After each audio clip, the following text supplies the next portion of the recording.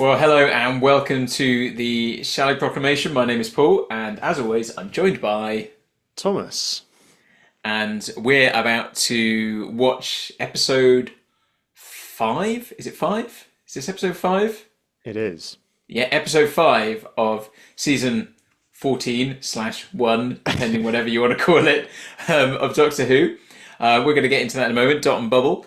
If you're joining us for the first time, or even indeed not for the first time, and you haven't yet subscribed to the channel, do give the channel a subscribe. Do like the video. It's great to get these videos out there for people to see. We enjoy people engaging with stuff. Do chuck your thoughts on this episode down below on in the comments. We like to chat there. And if you want to chat more about Doctor Who stuff, then you can join our Discord server as well, which is in the link in the description. I think, Thomas, before we crack into this episode, two things I wanted to address. The first thing is just thinking back to the last episode, 73 yards. Yeah. Yeah. And there was some, it was an episode that I felt was really, really good, but didn't stick the landing. Because at the end, there were unexplained things and it didn't seem to, what's going on? What is she saying to these people that making them so scared? And how was Ruby able to go back in time and all this kind of stuff, what's he doing this for, making all these hand gestures?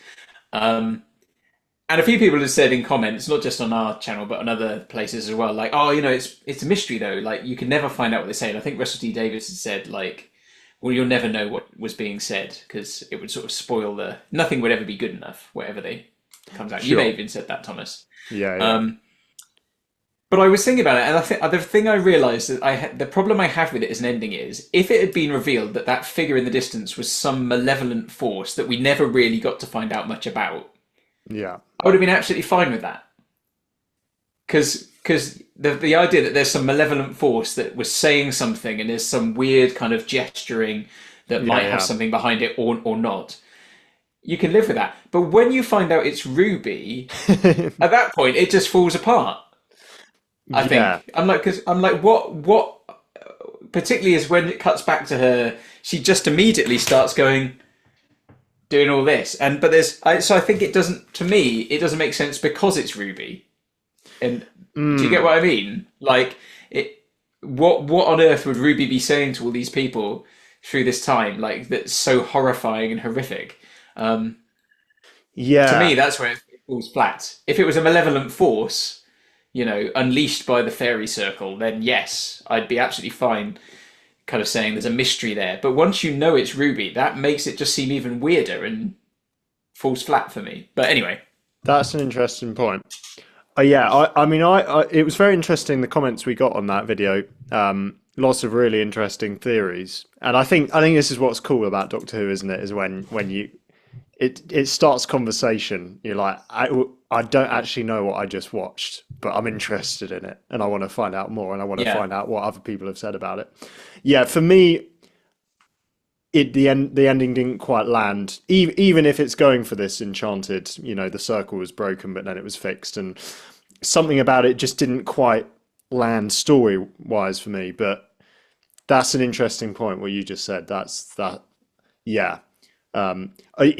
a way, the fact that it's Ruby, it's a cool twist in some ways, but it might be a slightly too, like a forced M. Night Shyamalan twist. I think it's the more I think about it now, the less satisfying it becomes, because when Ruby on the hilltop meets Susan Twist's character, the hiker, that's within minutes really of this figure appearing in the distance, which we now know is her. And already when that figure talks to what we now know is Ruby, she says something horrific to her and she screams and runs away. But moments earlier, when she first appears, we know that what she's saying is, don't walk, don't step on it. And we're supposed to then believe that within minutes, suddenly she's saying something so horrific and horrifying that it makes Susan Twist's character scream and run away. And the more I think about it, the more I go, it just doesn't make sense. If you just left it, it would have been better. But the fact it's Ruby means it makes even less sense. Anyway, it's one of the few episodes of Doctor Who that's probably less rewarding on second viewing, because you're just like, oh, it's Ruby. Yeah, a few people have said that. Yeah, so it's diminishing returns. Anyway. Dot and Bubble.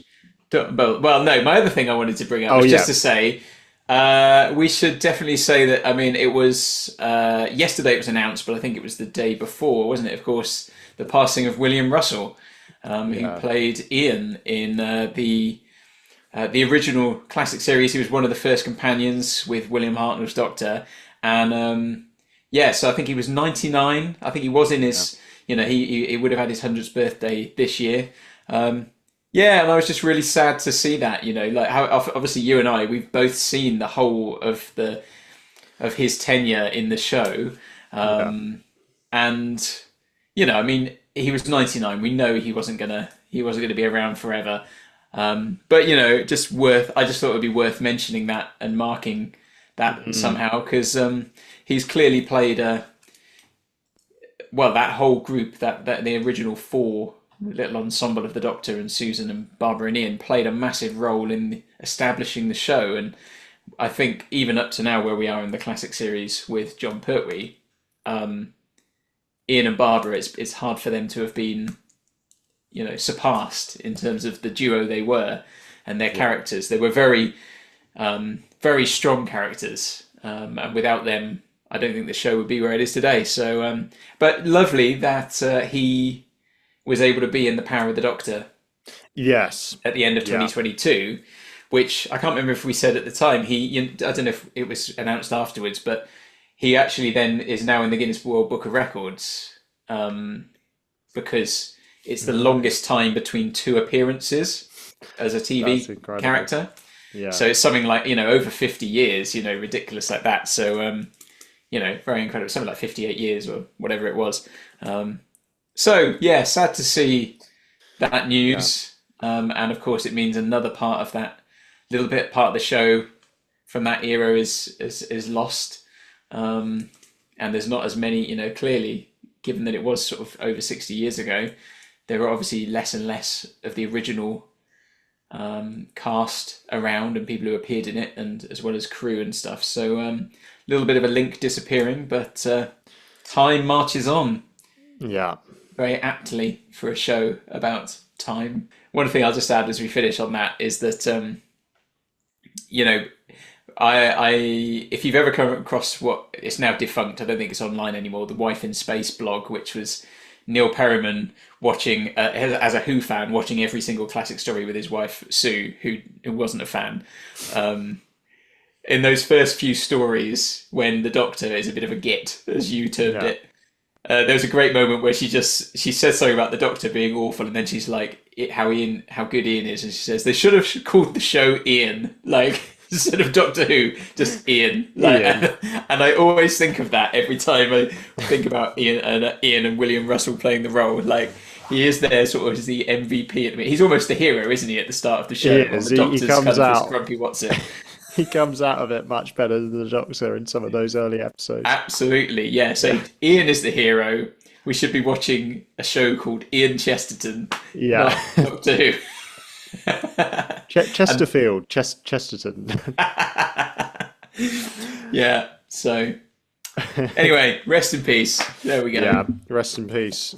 But anyway, we should probably watch Dot and Bubble, mate. Like, Yeah. Oh, sorry. Is there anything you wanted to say about this episode before we jump in it? We've both seen it, so I'm Yeah, excited to see it again with you. absolutely. I'm excited to be here with you, Samwise Gamgee. At the end of all things. I will carry the dot for you, Frodo. Might be relevant. Go for it. Never know. Never know. I watched it again at midnight. When I say again, I mean like all the other episodes. I watched it at midnight. You are so I've very not seen it. dedicated. Yeah. Well, I'm often up anyway, so I think I was quite tired though, because I'm pretty sure I did fall asleep somewhere near the end, and then I woke up. Only like when you're dropping off and Oh, okay. yeah. So I didn't miss any like really, but I'll be interested to see it again and see what I make of it. I remember watching this and I was like, it's a strong opening. Obviously owes a debt to Black Mirror. Right? Yeah, it's very Black Mirror-esque, this story. I think it takes it in an interesting direction that potentially Black Mirror itself hasn't. Right. I thought Cooper here looked like Lindsay Lohan. The funny thing about this is that this is completely imaginable, isn't it? Yes. in the near Yeah. future. And immediately, and not Lindy at this point, but immediately I hated everybody else on the screen. Yeah. Much like I hate many people on the internet. The music feels like a computer game at the moment. It does, yeah. Someone said about one of the other episodes, like, it hasn't felt very Murray Gold. Yeah. Amazing. Jed would have let themselves go a bit, haven't they? Oh wow. What is that toothbrush? Is it kind of a UV type thing? Yeah, it must be, yeah. Oh my goodness. He reminded me a bit of Harry Styles. Yeah. Is in danger, okay? There are creatures out there in the real world. There are monsters and they are coming to get you. No, Lindy, don't. So some... I didn't think this song was gonna ever appear again. Yeah. It's a hellish vision, isn't it? Just like an all-engulfing screen and Nightmarish. oh, I will be honest, Thomas, I was very disappointed that this story wasn't a reappearance of the creatures from the web planet. I was hoping for a deep cut. I was hoping that... come from the sky. What were they called, those ones? I can't remember now. Someone There was will the know. Menoptera and Poidadak. No, that was their god or something, I don't know. yeah. I mean, the visuals are really good here. Yeah. Man. That looks...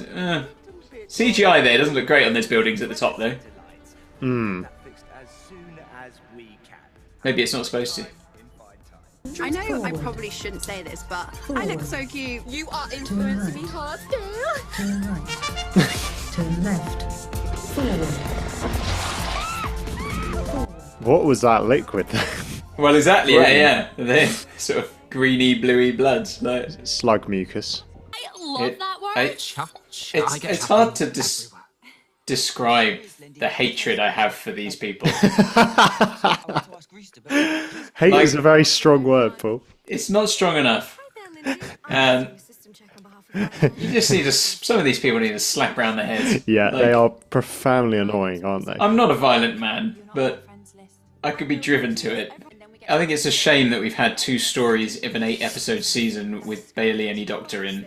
Yeah, for a show called Doctor Who. That's 25% of this season has featured no Doctor. Yeah, I Give think or it's a take. fair criticism. I understand the reasons, but yeah. Particularly as it doesn't feel we've had any real standard stories where the Doctor and Ruby just turn up, save the day and leave, you know. Space Babies was the closest to it, but... Space Babies. I mean, you had that, and then obviously the Devil's Cord mostly was the Doctor running away, being scared, and then basically the Doctor standing still for a whole story, and then no Doctor. You could always see if he's there with your own eyes. I mean, you could lower your bubble. Lower it? You mean turn it off? For a second. That's not what we do in Finetime. Oh, you are so offensive. I'm not kidding. Oliver's disappeared, and Kipper, and no one's heard from Alana. I slid you. I promise I will leave you alone if you could just look at the 4 desks in front of you. I'll be honest, I didn't find Ruby... I didn't find her very convincing in this story. Right. It doesn't feel very authentic. It doesn't feel like a very natural delivery. Yeah. In a sense, it's an easy thing and it's a hard thing to perform in a Doctor Who episode that's effectively a long Zoom call. Yeah. Because, like, it's quite an unnatural thing to do, isn't it? Yeah. Performing to a webcam. And yet we do it every day, all of us. It's what we do on this channel, isn't it? It is. Yeah. I think she's great. This actress, Lindy. Very careful and look to your right. I think she's like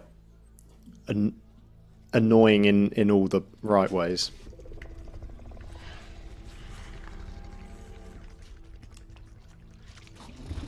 What do you think of the design of these creatures, Paul?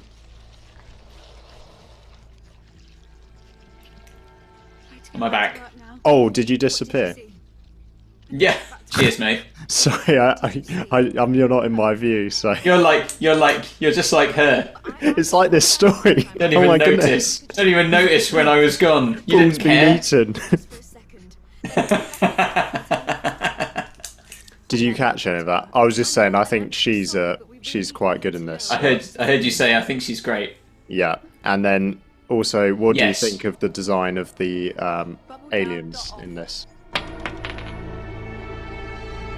I probably need to get another look at them because I think it froze up for me a moment ago, so I didn't get quite a look if there was a look. I think she is very good in this, even though she's detestable. She's not. It's interesting to have a story where your main person in it really is completely unlikable. A Class A scumbag. Class A scumbag. You see that? I that is quite a disturbing image. Just the legs going in, isn't it? Yeah, there's something. It reminds me of something though. The design, and I think it reminds me of a Pokemon or something. Like, It's okay, I'm here. Can you tell me what you I'm not convinced they look brilliant.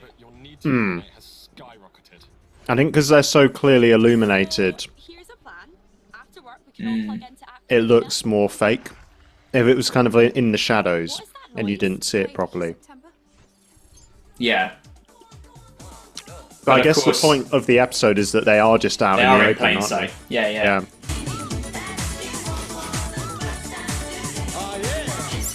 Let's say he reminds me of a little bit of Harry Styles. Yeah.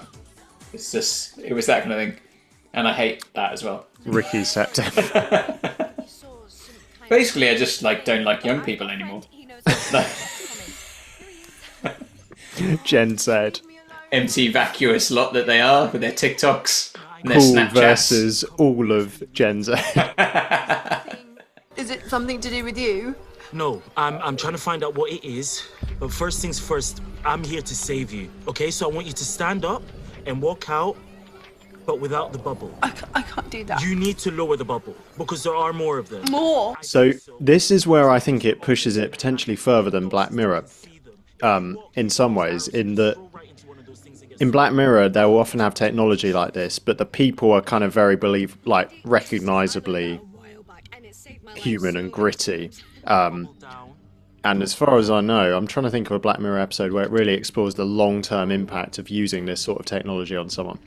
So I just love this here, the fact that she actually can't walk without it. Right, yeah. I think that's an interesting... And it's ridiculous. It seems ridiculous watching it, but you can sort of imagine that if you spent your life in this bubble, which is an interesting word for it, isn't it? It is a bubble. You would end up being stunted in all sorts of ways. Yeah, and I guess it's a comment. Yeah, although here it's physically, it's a comment, isn't it, on people who are that embedded in the online world that they struggle to actually function socially in the real world. Like have conversations with people and stuff, They're just glued to a phone and don't know how to make conversation and chat. Yeah. You don't know how to walk without the Yeah. bubble. That's what I just said. Now shut up. I hate you.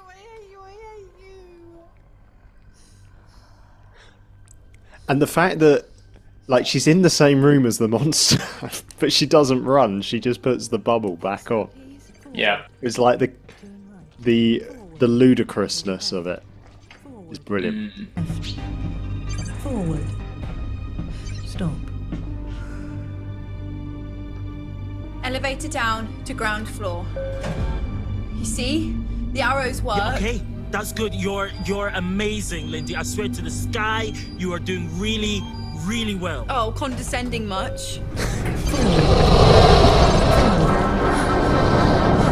Lindy, stop! No, run! Run, not forward, go back! Move! Don't follow the arrows! Do not follow the arrows! Just keep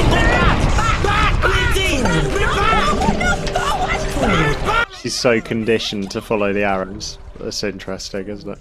But I really need the police. All lines are busy. It's very realistic. This is it's a good sort of representation of the idea of people who just can't cope without having their phone in their hand. Yeah. They're almost traumatized. Yeah. He must be from the wild woods. What do you mean? We're told from day one, never touch the wild woods. The idea of sort of a wild woods is very fairy tale-esque, isn't it? Mm. Harry into the wild Potter. woods. Yeah, or Hansel and Gretel-esque. Yes. You know, which kind of ties in with the idea of Rusty Davis leaning into fantasy more. Mm. That's interesting. We miss you so much, darling. There she is. Here she is again.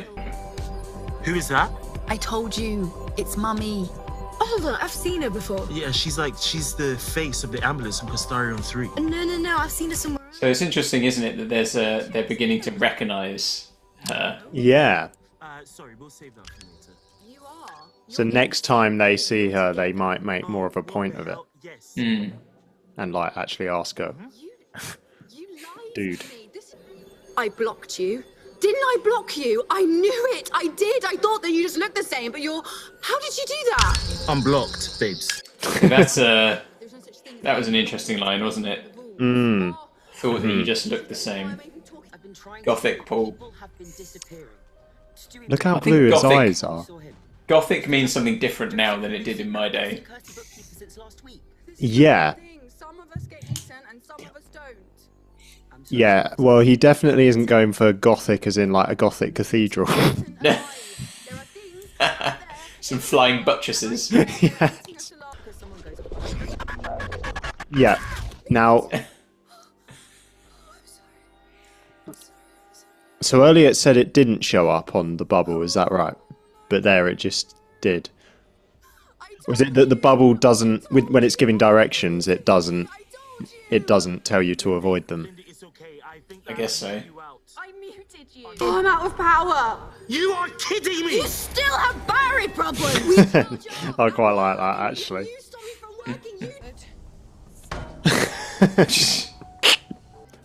And so it was very funny how your connection cut out and I didn't even notice. I feel very rebuked by that, by this episode. Absolutely. So you should. Yeah.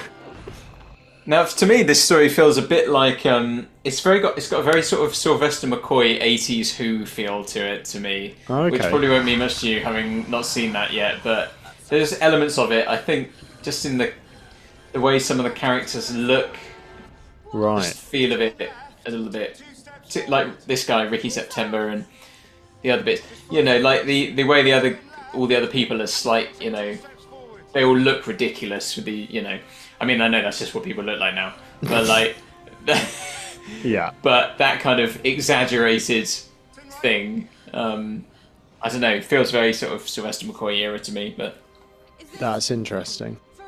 like, because he could be out in the 1980s, couldn't he? Yeah, he could be, couldn't he? He's got a strange face, I thought, because is he young? He looks about 50 in his Yeah. face, but he's like a young man. It's like a Ken doll. I wonder if that's deliberate. Yeah, maybe so. Is it to She's convey sort of that he Barbie-esque. has wisdom beyond his years? Yeah, there is a Barbie and Ken type thing going on, isn't there? He is Ken-uff. Oh, so every day we walk past monsters. No, I mean the hug. That was your first hug. Yeah. I'm so sorry, I should have asked. No, I made you. It was It's so like over the top cheesy, this scene, isn't it? But Yeah. I think it's very deliberate. There's, it's kind of, It's it's so Like- dreamlike that it actually kind of turns into a nightmare. It's funny. Don't tell anyone, but I opened the bubble, dropped my songs, and then I turned the dot off for the rest of the day. What a legend. Rebelling against... That's what it will be like, isn't it? Hey, I actually spent less than 8 hours on my phone today. And that's what it will be like in the future. Oh yeah. Whoa, hero! Lindy Pepperbean, I will get you out of here. Now, did you feel that I thought this was the worst day of my life. a lot of the dialogue he has here and in some of the scenes he's in later Yeah. feels very Doctor-ish. Interesting. I will Like, don't get look you at out that. of Look here. at me. Like, I will get you out of here. I promise. You know, and look at them. Like, they're running like Doctor and Companion. You know. Does he say run at any point? Well, yeah, it's a bit like that, isn't it? Yeah. Oh, I can charge up Yahoo! Listen, they've got a planet link. I can call the homeworld. Do you think they can help us? Still using Yahoo. Yeah, I quite like the fact that they've invented weird phrases that she's saying. Like, she's like, all my hazy days or something at one point, isn't she? Like, who says that? But I guess that's the point. Did you get through? What are they saying? Can I speak to Mummy? Link's busy. So that's interesting. So he sees, and then he lies to her. And we need to find that conduit. We can sit and wait. Or maybe he's planning to tell her at some point, but Okay. she's not ready for it at the moment. 60 seconds till 9. This is quite Murray Gold now, isn't it? Yeah, I guess so. My job's not easy. I get chapping. Have you ever got chapping, Paul? It's been a week since anyone has heard from Kirsty Bookkeeper. No, it can't be. I don't understand. Yeah. See, I don't buy that. Like rubies. It just. No, it can't be. Yeah. It just feels really bad. Yeah, what's the difference? Alphabetical order is a slight anticlimax as well, isn't it? You know, we once had companions who could absorb the time vortex, as the master once said, and now we got this. Like, No, it can't be. I saw something in the barn. There's a lot of people beginning with all the balls are gone. Alison partner dead. no, not all the pools. Oh no. Yeah, Paul, you really will. You will be kicked out of the Zoom call soon. Susie Pentecost. She's still here. She is. Again, this feels very 80s Doctor Who, like Susie Pentecost. These names, like the kind of ridiculousness to the names, feels again like has that 80s feel. Yeah. And interesting for like a vision of the future to return to that aesthetic. I always find that fascinating when like dystopian future films look like they're kind of how the 50s imagined the future or how the 80s imagined the future or something. And it's quite a nice idea. Because you can perfectly imagine these trends kind of coming back, can't you? Like platform shoes and flares and stuff. But we're safe. In this room. 45. Those things, they aren't done yet. And even if they do chase after you, they're slow. Yeah, he is being very doctor-y, isn't he? So it's a Doctor-like episode, but he's the new Doctor. They wrote him in anyway. 65. Like this, yeah. Oh, he's a keeper. Oh gosh. Oh, my hopscotch. I keep getting lucky, don't I? Why can't the dot see them? And Well, what if it can? 65. What if it wants you to walk right into them? why would it do that? Imagine if that dot has achieved sentience, and then it has to spend all day hovering and listening to you lot chattering away. I'm not being rude, but I think it's learned to hate you. Oh, I like how you see it reflected in her eyes. Look at that. Yeah. It's like Luke doing his Jedi training. Yeah.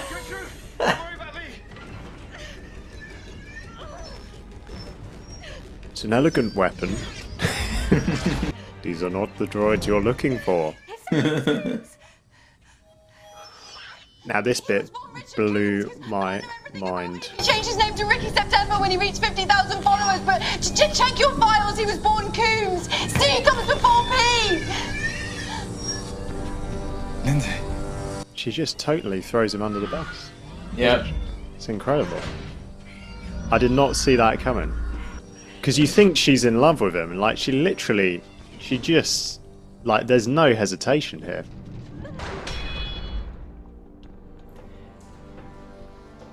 I do wonder though if the dot can do that to you, Why do they get these creatures? Why not just blast through everybody's head like that? Yeah, that is a very good point. The slugs wanted something to do. And we finally get to see the Doctor outfit from the poster. Yeah, that's very true. That would be one of my critiques of the season so far, is that he hasn't had a distinctive outfit. Despite the fact they announced his costume. Barely worn it. Yeah. Barely been in it. Hey, where's Ricky? Is he with you?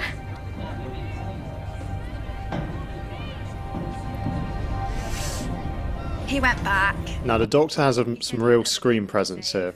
There's an obvious moment we'll talk about, but I think even just the way he's standing here.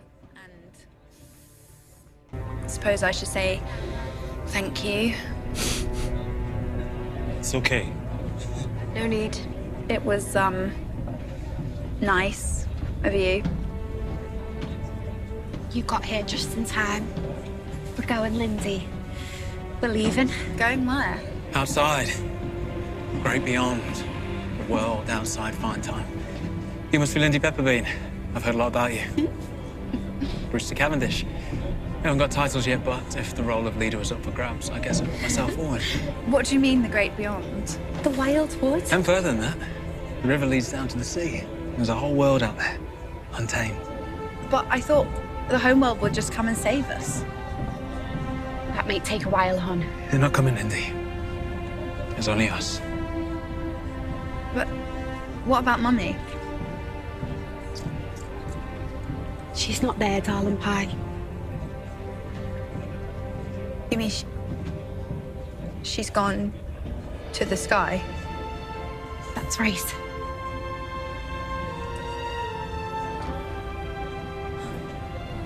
Well, lucky Mummy. That's what I said. That's so lucky. Yeah, we can go out there.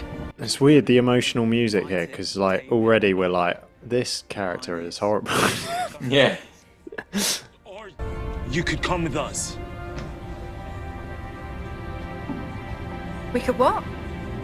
Come with us.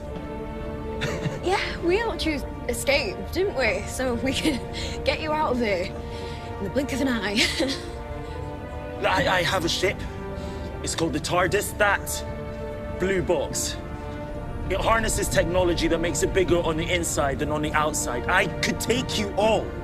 I could carry you to the stars. I could find you a home that is safe and clean and everything you want.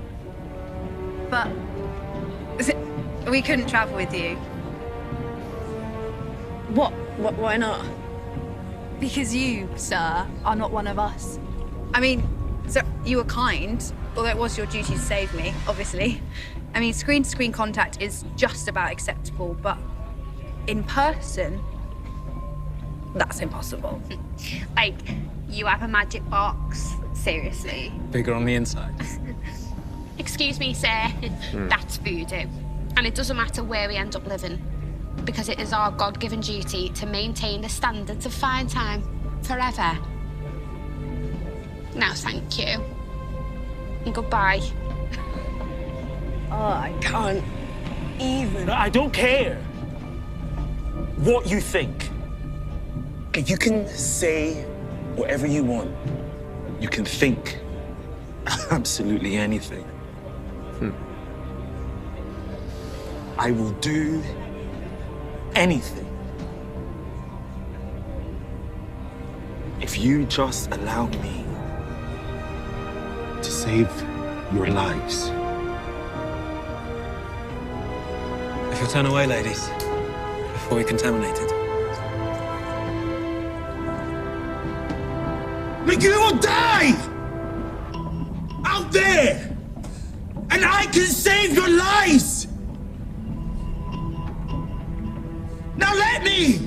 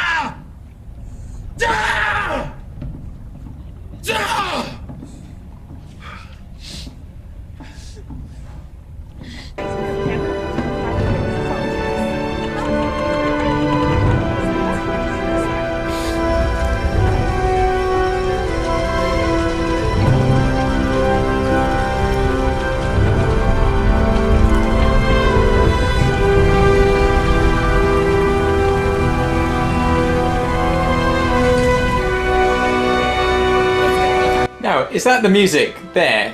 That feels like wake up from Rings of Akatan.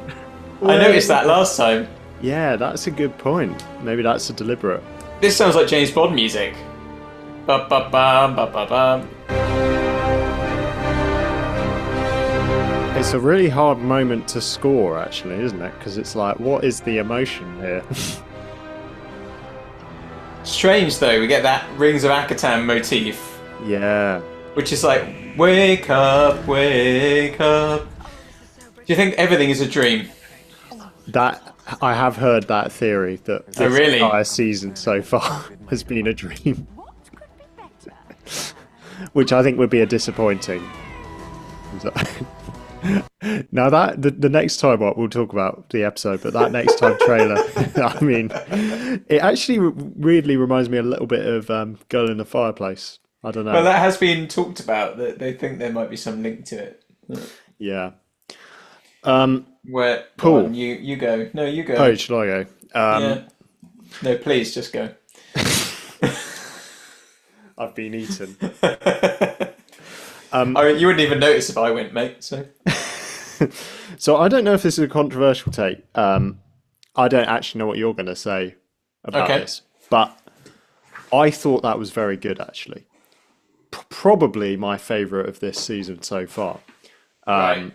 Now, I really like Boom, and there was a lot I liked about 73 Hours, but it didn't quite stick the landing. This has issues. There are obvious issues, but I actually thought it was very well done. I thought it pulled off the twist at the end quite well, personally, because I think it's a fascinating. So one criticism I read of this series so far is that it hasn't really had any good villains, apart from maybe Maestro. People have been like, oh, there haven't really been villains. It's just sort of turned out that the characters that there's a monster that's kind of misunderstood or something like that, and that can snot or a landmine. Exactly, and that can definitely be a problem in stories like, especially in Disney now, where like all the villains are basically becoming these people who didn't have enough hugs as a kid, and it's like you just fear what you don't understand, you know. So, but in this case, I think we have a pretty clear villain. I think. And it's an interesting twist that it is the main character. It's Lindy, because if you think about it, she is evil, profoundly narcissistic. Like even from the outset, the way she treats her friends, I mean, they're pretty awful too. But and then the fact that she kills a savior figure who she's supposedly in love with, she doesn't hesitate to just throw him under the bus to save herself, and then she rejects salvation at the end from the doctor, and it's for something as simple as on the basis of his skin color. And now we can talk about, I know people have raised issues with messaging in the show and that kind of thing, but I do think that's a very powerful idea. The idea that he's saying to them, you know, you can think whatever you like, I literally just want to help you get out of here, and just the ridiculousness of the fact that they still reject it. And you can kind of imagine that in a future society that supposedly has everything sorted and technology is amazing and everything, you can kind of imagine that something as simple as like a hatred like that could just rear its head again. I mean, we've seen like a 400% increase in anti-Semitism recently, and I know people have different views on Israel-Palestine, but just the fact that there's this kind of hatred that just seems to rear its head, even in a supposedly advanced society. These things kind of keep coming back. And some people were saying that it wasn't set up at all. It just kind of came from nowhere, the fact that they reject him because of his skin color. But I think, as you pointed out, it is very much seeded in the episode. When he first appears on her screen, she kind of recoils. And you just think at that point, oh, it's like a spam. She thinks it's like a spam call. So she's just rejecting it like that. But then interestingly, when she's like, oh, you're the same guy. And it all kind of makes sense. It was there all along. And you wonder as well, Ricky September, would he, you know, if he'd survived, what would his reaction have been to the doctor? would he have had the same issue with the skin color as well? So I actually found it very powerful, and yes, it is a pretty overt message. It's not subtle, but I think it was baked into the story enough, and it's a pretty, to my mind, a good message, that I really liked it. But yeah, what about you? Yeah, I mean, I think I got mixed thoughts on it. Like, when I got to the end of it, like when I first watched it, I honestly kind of thought like, well, that was a bit of a waste of time. Like, so interestingly, like reading what other people have said about it, some people, so you know, the race thing there. Yeah. When I first watched it, even the ending, you could borderline think how much of this is to do with race and how much of this is to do with like rich elitism, because that gets referenced earlier as well about being like, so you're the rich kids and stuff and all this kind of thing. And that line, like we say about the line about I thought you just looked the same, it's there, but it's not hugely overt, particularly on first watching necessarily. And so, yeah, I mean, I think watching it a second time, I think the ending is really strong. So I think Gatwa does a great job in that final scene there. But, well, I mean, because he doesn't have anything else to do for the majority of the episode. It's strange, isn't it? Because you get a story where at the center of the story is a character that you basically dislike. Yeah. And you dislike almost everybody on the screen most of the time. It's a bold move, isn't it? And I thought it was really weird because as well, it felt like a swipe at Gen Z. Right. And I thought that was really weird because, you know, a lot of people that, you know, one of the criticisms of the show from certain sectors is that like the show has gone woke and all these kind of things. And that's very much a kind of, often associated with Gen Z, you know, and when I'm just saying what other people have said here, this is not necessarily what I think, but yeah. So it felt really odd that it almost felt like Russell T Davies was basically taking a pot shot at the audience he was kind of maybe trying to have appealed to, you know, or the show was trying to appeal to. It felt a bit weird, so I wasn't quite sure what was going on there. I've obviously it's got Black Mirror-esque things to it. My feeling as I came away from it was that it's a poor man's Black Mirror. Okay. Yeah. So every Black Mirror episode, almost without exception, leaves me feeling like I never want to watch Black Mirror again, and I need to go and take a shower behind my eyes. You know, I need to blast out the disturbing darkness that it has left inside me. And that's how powerful Black Mirror is. Yeah, it's a hard watch, you know. And you kind of, you know, you kind of want to go back and not go back. And I didn't get that with this. You know, I felt it you go, yeah, there's this, you know, there's the message there, obviously, but it doesn't hit in the same way as a Black Mirror story. And it can't, because it's Doctor Who. But so for me, it can't quite hit the target that it is trying to hit, I don't think. I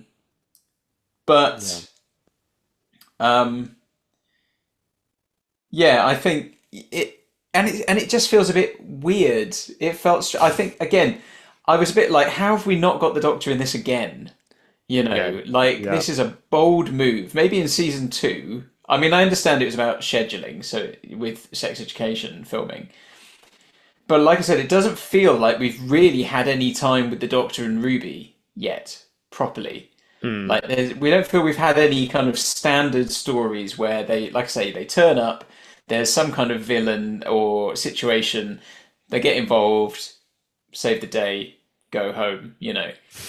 We haven't really, it doesn't feel like any of the relationship between them has really been built up or earned. It was just there. They just were having, from the get-go, they were chummy and pally, and I don't know, so it just doesn't feel like it quite all links together, and like maybe that's more presenters on their bright backgrounds. Well, yeah, and maybe as well, yeah, because that feel of the, like that to me, that slightly 80s feel, it feels odd, and also because I'm not quite sure what the character of Ricky was. Because when I was watching it, I was like, oh, he's really like the Doctor, like the things he's saying. You know, there's a number of times when he does things, and I'm kind of thinking, well, why was it written for the Doctor, and then they've had to change it? But that feels like it'd be quite a lazy thing to do, to just swap the characters around. So I'm thinking it can't be that, but it never really comes to anything. I mean, maybe just to show he's really good, and then she kills him, you know, or she's happy for him to die. Maybe that. I don't know. And you know, there's an interesting sort of thing there at the end. You know, I mean, the ending is the strongest part, and what Ncuti Gatwa does on the screen and his bits there are definitely the strongest part. Yeah, that transition he goes through with his performance, where he's like crying and then he bursts out laughing kind of maniacally, and then he kind of screams. And it's like, yeah, it's a pretty incredible kind of, yeah. And there's the idea there of the, you know, the, like you say, you had with Lindy, the rejection of the savior, which is interesting. And then you get the rejection of the savior later as well. The savior who is willing to save you despite your hatred for him. So there's some very sort of Christian elements in that, you know, in Christian story there, in some ways, and whether that's an art, you know, I'm not sure whether, well, obviously that's not an RTD, you know, he doesn't have a faith or anything, but those ideas of whether he's consciously weaving that in, I don't know. Whether there's elements of that. He's definitely drawn on it, I think, pretty overtly at points in his time, like with the sound of drums and what was the final when he when the Doctor rises again, and he's kind of deliberately inverting it, because in that point it's people's faith in the Doctor that allows him that saves him. But it is interesting how these kind of crop up. So I think there's lots of good things in there, and I just don't think it lands as well as it could do. And I think for me, I would have put it, like, out of 5 episodes, for me, I would have put it 4th. Okay, wow, for me, after last week, a Doctor Light episode, which felt a bit weird to have a Doctor Light episode so early on, and particularly in an 8-episode season. But last week's kind of worked up until the end, where it didn't really stick the landing. But to then have another week like that, I just feel like I got to the end and I was a bit like, well, this is a bit pointless. Yeah, it's like Ncuti Gatwa is the 15th Doctor. Is he? Is he? Like, yeah, when he's on the screen sometimes. So I don't know, like, it didn't hugely work for me. I do agree with you on that one. I suppose taking the episode on its own terms, I kind of put that aside, and I think all your points are valid. It's quite fun to have a bit of disagreement between us, isn't it? We're normally on the same page on everything. We're normally on the same page. I think I probably enjoyed it more, or thought it was better than I should have. I think, well, don't let me sway you. Like... I don't know why. Something about it just sort of clicks against all odds for me. This actually really got me thinking over the weekend. I'll see if I can bring it up. I saved it to my desktop. So this comment we got from Rebecca Burgess about Boom and about, like, the messaging in Doctor Who, because we've been talking about this a bit. We were saying that wasn't like Chibnall, because it did have a message, but it was kind of woven in. It wasn't overt, kind of on the nose. You know, we need to stop putting plastic in the oceans or something like that. But she was saying that actually it is actually pretty overt. The Doctor says capitalism, flashy lights play a role in a showroom. Not being subtle is okay if it's done well, which Chibbers couldn't do, unfortunately.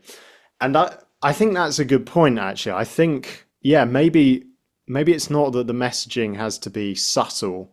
It's just whether or not it's like a good story. I think part of the problem with the Chibnall era is because the characters were so lackluster and the stories were lackluster, frankly boring.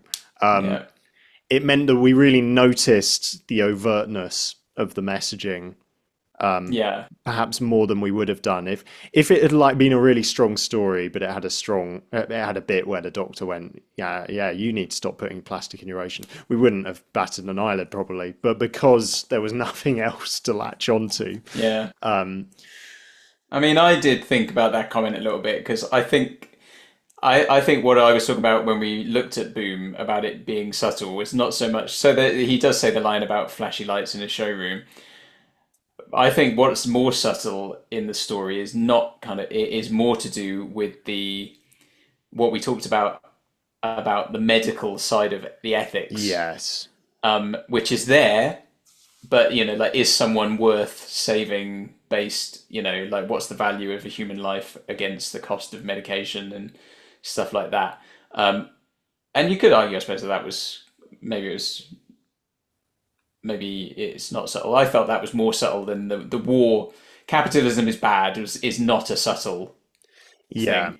I mean, which is, that's not a subtle thing at all. And that wasn't the argument. Yeah, I think the subtlety is around, like we say, these things are actually going on in society. Like, and someone even put, like, in the comments on one of the videos, like, what's going on in Canada is chilling, Yeah. And I think it is more subtle in that sense. Yeah, I mean, I think the problem with the Chimlear anyway was that, like, it just felt like the stories were a vehicle for a message rather than we've got a story that happens to give messaging as well. Yes. Yeah. And it didn't help that the stories that you were using as a vehicle for your message were generally, as you say, lackluster, with lackluster characters, wooden acting, and, basically an ensemble cast of pretty much uninspiring people. Yeah.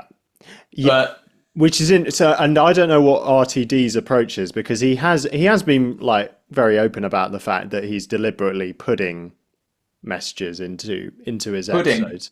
Pudding. I like pudding. He is deliberately pudding. So I don't know if he started this. Well, obviously this one wrong foots you, because you think it's going to be a message about, social media and phones and stuff, and then it turns out to be about racism, which I quite like the way that twist happens. But I don't know if he started from a point of view, I'm going to write a Doctor Who story that grapples with racism, or if that just kind of naturally seeped into it as he was writing. It needed a space racist. Well, this is the thing. This engages with that issue in a much more interesting and powerful way, I would argue, than the Rosa Parks episode. Yeah, no, I agree. And I think, actually, like, I mean, maybe I've been a little bit unfair. Like, I do think there's a lot of good things to it. So, like, all her friends on the screen are white. Yeah. And it's not something I picked up on until, later on. Which is, something therefore to kind of think about. So that does make you think, and that's interesting, and I like that. I don't think that. So there's lots of good stuff in there. I think my main problem is, and it's not. So what now? Episode 5. So we're over halfway through this season. I just think back to. We talked about the other day about human nature, family of blood, 9 out of 10, 10 out of 10, Doctor Who, space babies, But you think back to those seasons. You think back to season 1, 2, 3, 4, maybe up to about season 6, possibly. Yeah. Or, into the Smith era. Every season felt like, even when it had some episodes that were just fine. Yeah. Even the fine episodes were generally better than most things, and you were like, this series has got momentum and it's really going somewhere and it's exciting. And I don't think Rusty Davies has delivered that yet. It hasn't felt like, wow, we're really going somewhere. I mean, there's bits that are being teased. We've got Susan Twist again appearing as Mummy. Yeah. There's obviously things being laid. But it doesn't feel like we've had any, like, smash it out the park episodes at all. We haven't had a Human Nature, Family of Blood. We haven't had a Blink or a Turn Left or a Midnight or anything like that. Even Boom was a solid Moffat episode, but I don't think it's going to be a classic. And having got and being at this stage in the series, having watched the end of that episode, I just felt again like, we're just not going anywhere as a season yet. Yeah. It's not. And I've been trying to think: is it because I'm older? I don't know. Like, do I? But there was a real excitement in those series around where they were going and what was going on, and it doesn't feel like it's quite there. And I might, like I say, my reaction at the end of this was really like, well, is that it? Mm-hmm. Despite the fact there's some good stuff in it. Every episode, I'm hoping for this. I'm looking for the heaven sent. I'm looking for the blink. I'm looking for the human nature. I'm looking for that episode. Yeah. In a season, and I don't think we've had an episode like that since something like World Enough and Time. Oh wow! In the Capaldi era, I don't think we've really had anything like that at all. Yeah. And I think we're still waiting. And I think I'm just disappointed that RTD hasn't delivered something like that yet. But maybe I'm rejecting RTD, the savior. He wants to save us, but I won't let him save me. And despite sort of my feelings still about the series that it hasn't quite taken off yet in the way I would like to have seen it take off, we have been talking about the things that have been seeded about, the story of Ruby and the snow. Who's Mrs. Flood? Who's Susan Twist? Interesting, like even just that little music. That we've mentioned before, haven't we? That there seem to be a number of lines in it that seem to refer to old stories, and then there was that little musical motif that I'm pretty sure is Rings of Akatan. We both sort of picked up on that, and again, you just kind of go, "What's going on here?" Yeah, there is that little bit of intrigue still, but it's just bubbling under the surface. Hasn't quite started to really start running yet. And a few people have pointed out that there seems to be a theme of people stepping on things. Seen this? So, like in the first story, Ruby steps on a butterfly. Yeah. I'm not sure about what in the second story. I think there was something someone said about the Devil's Cord. But then, in Boom, obviously he stands on a landmine. Last week he stands on the fairy circle. Yeah. And this week is all about like stepping, following the thing, and I kind of go, okay, yeah, like that's interesting. I wonder if there is anything in that, or are we just looking into it too much? Which is entirely possible. We see patterns everywhere, don't we? Yeah, humans always seeing patterns in things that aren't there. There you go. That's a Sylvester McCoy era thing. So there is that intrigue, but like I say. This has become a conversation more about the series rather than just this episode. I think it's interesting at this point. We're over halfway through, and it's helpful to take stock. Yeah, it might be helpful to say, like, I think if I was to give this a rating, I'd probably give it like a 6 out of 10. Okay. Yeah. Whereas Space Babies is like a 2. So okay. We've got a bit of distance between this and Space Babies. I'd probably give this an 8. Right. Yeah. Yeah. Again, it wasn't quite for me like knocked out of the park. I'll probably give Boom like a 7 or an 8 as well, and they've been the strongest for me in this series so far. I wonder whether I would give it a higher thing if I actually liked the characters, because it's just not an episode I would want to revisit particularly. Yeah, you wouldn't want to spend more time with Lindy Pepperbean. Exactly, but that's part of it, so maybe that means it's been better than, maybe that should make it's been more effective than I think. Will her character be redeemed at some point? That would be kind of cool, wouldn't it? If they'll wake up and it'll all have been a dream. Wake up. Well, that is very interesting. And someone noticed that the melody that plays in The Devil's Cord when Ruby, just before you hear Carol of the Bells, when Ruby's like hovering. Yeah. Apparently that's featured before. Yeah, someone did say about that. Again, was it someone's theme? I need to go and look at it. I don't know, something's a bit off, and I'd be disappointed if the explanation was they've just been living in a dream. But if it was something like they're in the mind of the one who waits, or I don't know, something, there could be something interesting in that makes it all tie together. I don't know. Yeah, which is why, as we've said on a number of episodes, it'll be good to kind of let it play out first before we get too sort of kind of critical of what's going on. Because there are these things that are clearly seeded, and we'll have to see where that goes. Will it be a seeded bun or just a bun? A sesame bap. She's a character in this episode, isn't she? Yeah, exactly. Yeah. She could be. But again, that's the kind of thing, I don't know, that's the kind of thing, again, that makes me dislike part of the episode. Is like all these ridiculous names, you know, and I don't know why. It just... But they're supposed to grate on you, though, these characters, aren't they? But this is why I can't get my head around it, because it's such a good representation of what some people have become like. Yeah. But I can't quite understand Russell T Davies taking a pop at it. Cause... Like, is he having to go at private school, Gen Z? Is that the point? Oh, I don't even know. Yeah, I don't know. It is it's interesting, isn't it? Because I imagine quite a few teenagers who watch this might feel a little bit like, oh, okay. Yeah. Well, I say it does just feel like if you were a teenager, thanks, this is basically Grandad. just saying, yeah, exactly. Okay, boomer. Like, you know, it could have been like that. That's what I was thinking watching it though. Like, it just feels like an odd thing to do that, but I don't know. Yeah, I'll be interested to see what the consensus is in the comments from our usual viewers. Yeah, I'd be very intrigued. I feel like I'm still going around the same thing here, but because there's so much good in there. Like, I do think, like, the general... I don't know. I think the messaging is great. Yeah, which is And that's maybe what a I think is surprising good. point, but it landed it, didn't it?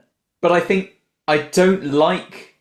I thought that, like, the creatures, like, just look silly and nothing really happens with them in the end.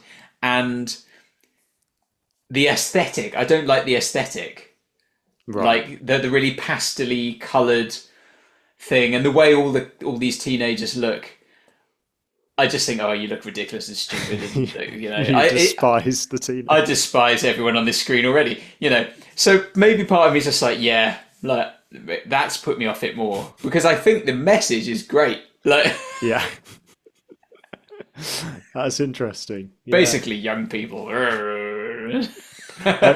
Thanks, Grandad. Yeah, exactly. Oh, great. Well, thanks for watching, everyone. Let us know what you thought of this. It's definitely initiated more conversation than the Chibnall era. Like, I'd watch a Chibnall episode and be like, I don't even want to talk about that. Just look at the names, Thomas. Just get that box you've got on the screen. Yeah. I can't see the screens. Put it to the side. Look at all these people's names here. Cooper Mercy, Harry Tendency, Hoochie Pie, Valerie Nook, Blake Very Blue, Gothic Paul, Dr. P, Rotterdam to... It's very much deliberate, though, isn't it? Oh, yeah, of course. But, like, maybe it just grates me. Maybe because it's too close to being real. Yeah. The influencers. Yeah. Yeah, influence, because I hate influencers. I hate that thing. Yeah. I hate... When they hold the little lav mic and they're like, hey guys. Oh, yeah. What's that about? Yeah. And people taking photos of themselves in poses, and you think, what? You would never... Who does this in real life? Yeah, like... well, I do. But only for the patrons. But I think watching this episode, I was like, yeah, we're almost there. Yeah. Yeah. We are there in some ways. Well... Yeah. Yeah. I mean, look at us. We're spending a lot of time just filming ourselves talking about Doctor Who. Maybe we're the problem. Maybe it's us. Maybe this is why I don't like it. I look at it and I go, that's us, isn't it? Paul Pepperbean.